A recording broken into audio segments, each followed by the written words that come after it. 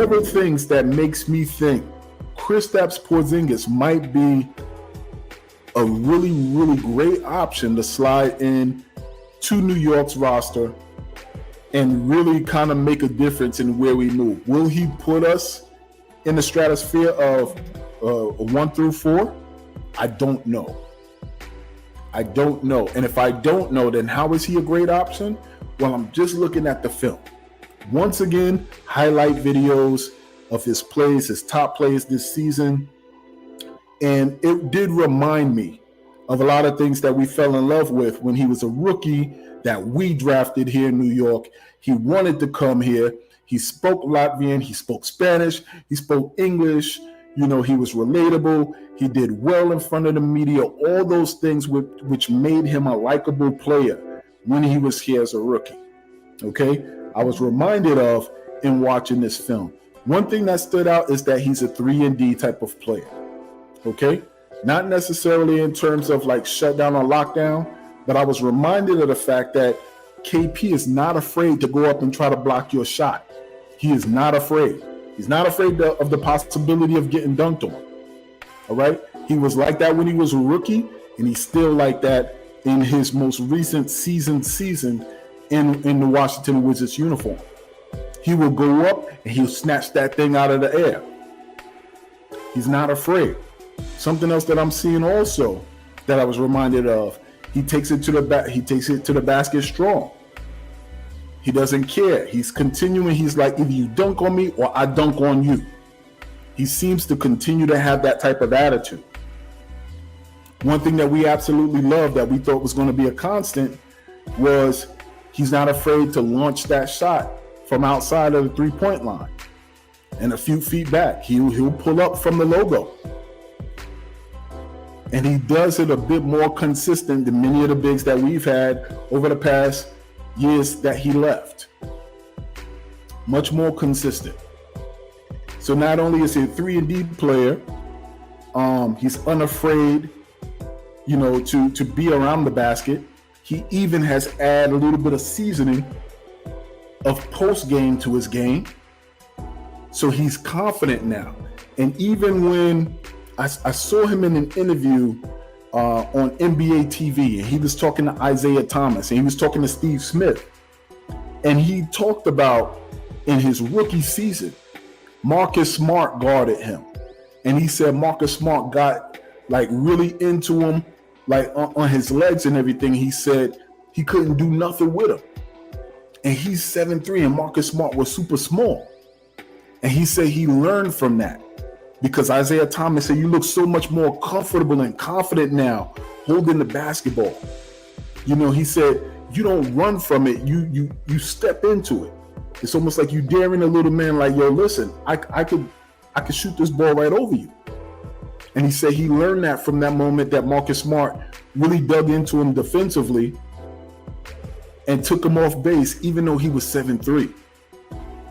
So a lot of the fingers point at Porzingis as a player who has grown in this league, who has grown in confidence in this league, who knows the NBA market in New York, who has a connection with the fan base.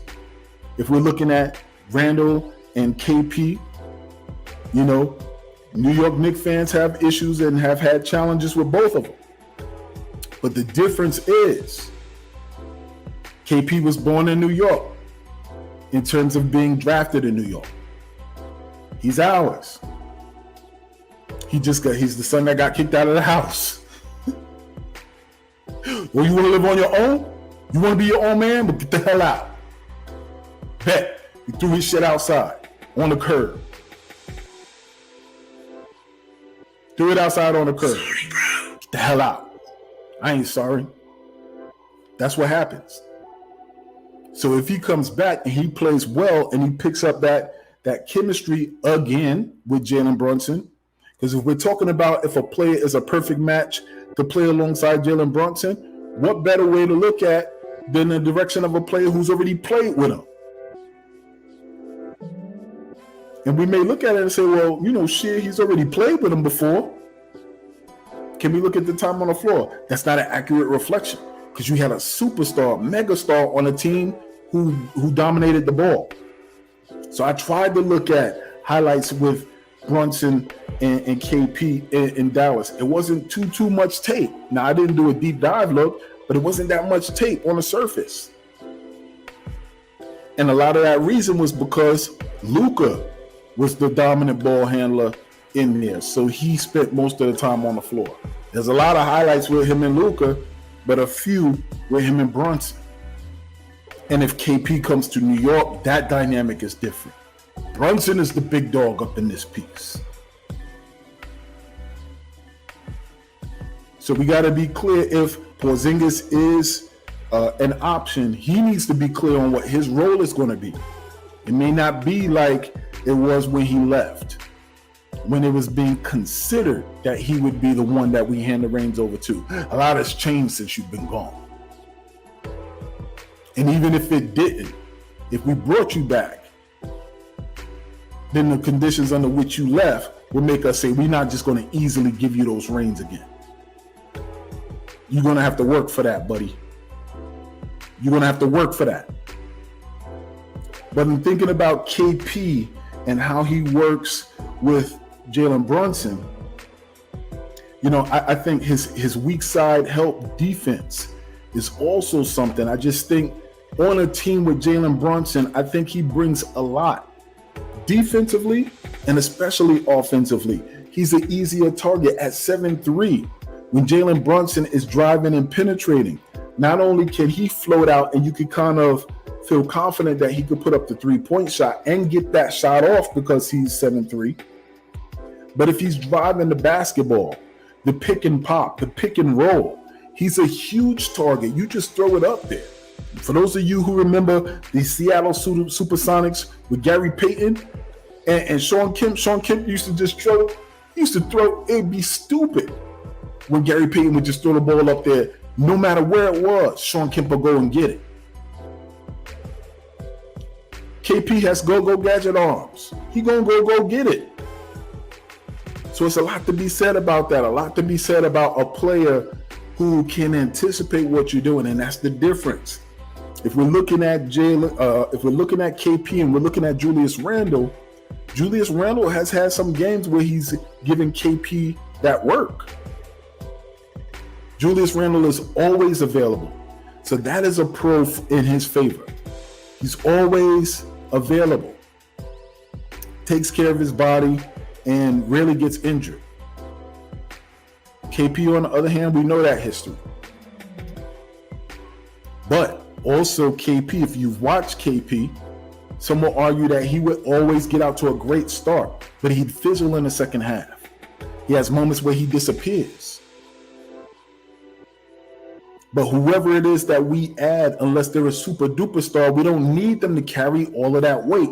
That's why we have players who are good to spread that thing around, so that when you come up against a Miami Heat, they don't just take out a player and then we have no chance. Oh, we're going to let you score and beat us, but we're going to force everybody else to have to beat us in order to win this game. We just need players who can equally be a threat and come through when necessary. So Porzingis, I think, would be a super option if we were to make that marriage official and bring him to New York to play alongside Jalen Brunson.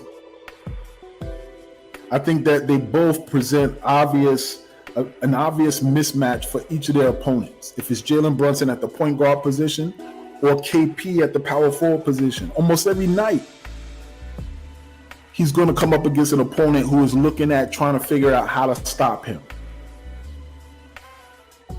And just like I talked about Julius Randle having experience being in the NBA, KP is at that point as well. He's probably seen every defense that you're going to get thrown at him. And last year, to the tune of about 23 points per game. In Washington, he showed what he's capable of doing at this point in his career.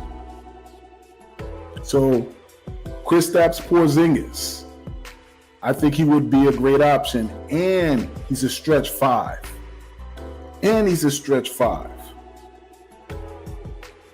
and the importance of being a stretch five. And I know I love Mitch, money making Mitch all day. I'm a supporter of Mitch.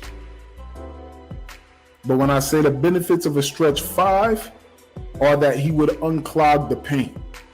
And that's when you leave an opportunity for Jalen Brunson to continue putting pressure on the rim, to slice and dice, to do his unorthodox, off the wrong foot, hesitation dribble, that floater. He would cook in the lane. RJ Barrett would cook in the lane. Them lefties would be going crazy.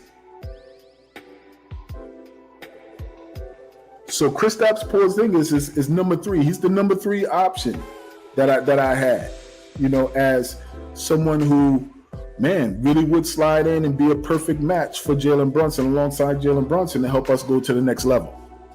All right. So if you agree about Jalen Brunson, if you agree about Porzingis, put your KP in the chat. Put your KP in the chat.